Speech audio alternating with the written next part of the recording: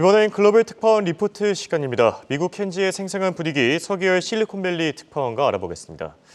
자, 나스닥 지수 지난주에 좀 큰 변화는 없었던 것 같습니다. 보합권에서 움직였는데 전반적인 흐름부터 한번 짚어주시죠.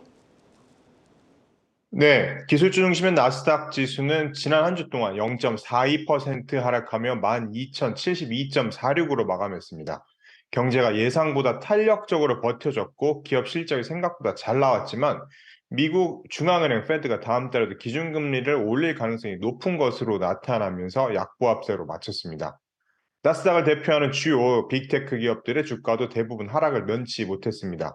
지난주 기대 이하 실적을 발표했던 테슬라는 10.77% 떨어지며 하락을 주도했습니다. 올 1분기 공격적으로 차량 가격을 인하하며 그동안 올렸던 높은 수익성을 포기했지만 시장 점유율 확대는 기대 이하였기 때문입니다. 넷플릭스도 기대 이하 실적으로 3.15% 하락했습니다. 수익성 저하의 계정 공유 금지를 확대하는 정책도 미뤘습니다. 이 밖에 애플 마이너스 0.12%, 마이크로소프트 마이너스 0.13%, 알파벳 A주 마이너스 3.18%, 메타 마이너스 3.88%등 마이너스 수익률을 기록했습니다. 다만 북미 지역 온라인 소매 업체들에 대한 리서치 회사의 낙관적인 보고서가 나온 영향으로 세계 최대 전자상거래 업체 아마존의 주가는 지난 한 주 동안 4.34% 상승했습니다. 네, 또 최근 미국에서 이 전기차에 대한 관심이 뜨겁다고 합니다. 그동안 다소 비싸기 때문에 구매 부담이 있었는데요. 최근 들어서 가격 인하 정책들이 나와서 그런지 이 선호도가 점차 높아질 것이란 현지 조사 결과도 있었죠. 어떤 부분들을 구체적으로 선호하는지 종합적으로 짚어주시죠. 네, 전기차를 구입할 때 구매 가격은 내연기관 자동차보다 비싸지만 저렴한 유지 비용 덕분에 장기적으로 비용을 더 절감할 수 있는 것으로 나타났습니다. CNBC는 최근 미국 연방정부의 세액 공제와 기술 발전으로 인해서 전기차를 구매할 때 휘발유 자동차를 살 때보다 더 많은 비용을 아낄 수 있는 것으로 나타났다고 보도했습니다. 시카고 대학과 AP통신의 여론조사에 따르면 미국인의 41%가 다음 자동차로 전기차를 구매할 가능성이 있다고 답할 정도로 미국에서는 전기차에 대한 관심이 높아지고 있습니다. 다만 비싼 가격은 전기차 대중화를 가로막는 벽입니다. 컨슈머 리포트에 따르면 신규 전기차의 평균 판매가는 6만 1,000달러로 일반 자동차 평균보다 약 12,000달러가량 비쌉니다. 다만 전기차의 경우 유지보수, 수리비, 연료비에는 휘발유나 전기료 등이 포함이 되는데요. 이런 것들과 같이 반복되는 비용이 휘발유 차량보다 적게 들기 때문에 장기적으로 더 많은 돈을 아낄 수 있다고 CNBC는 전했습니다.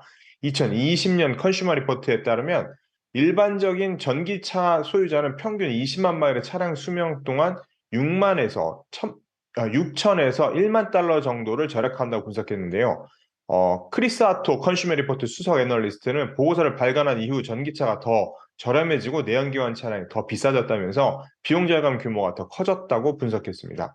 특히 인플레이션 감축법 IRA 시행으로 인해서 2032년까지 전기차의 최대 7,500달러 연방 세액 공제가 시행되고 있는 것을 감안하면 전기차의 매력은 더욱 커진 것으로 나타났습니다.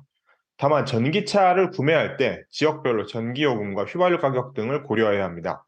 맥스웰 우디 미시간대 지속가능 시스템 연구 조교는 전기차를 구매하면 재정적 인센티브를 받을 수 있고 가정용 전기요금이 더욱 저렴한 것을 고려하면 비용 측면에서 휘발유 차보다 더 낫다고 분석했습니다. 이 미시간대 지속가능 시스템 센터는 시카고와 휴스턴에서 주행거리 300마일 그리고 소매가 4만 8천 달러의 소형 스포츠 유틸리티 차량과 소매가 3만 1,000달러의 소형 휘발유 SUV를 구매했을 경우에 자동차의 수명 기간 동안 쓰게 될 총 비용을 비교했는데요. 그 결과 시카고에서 전기차를 구매하고 15년 이상 보유할 경우 드는 총 비용은 18만 4천 달러로 휘발유차 8만 7천 달러보다 적게 드는 것으로 나타났습니다. 반면 휴스턴에서는 휘발유 차량의 총 비용이 8만 2천 달러로 전기차 8만 5천 달러보다 적었습니다.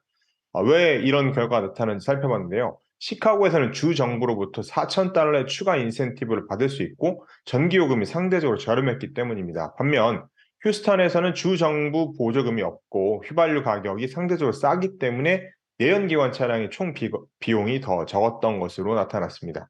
전기차의 가격이 지속적으로 떨어지고 있는 분위기와 또 지역별로 차이가 있겠지만 장기적으로 계산했을 때 전기차 비용이 더 적게 드는 것을 감안하면 전기차의 판매는 더욱 늘어날 것이라는 전망입니다. 지금까지 실리콘밸리에서 한국경제신문 서기열 특파원이었습니다.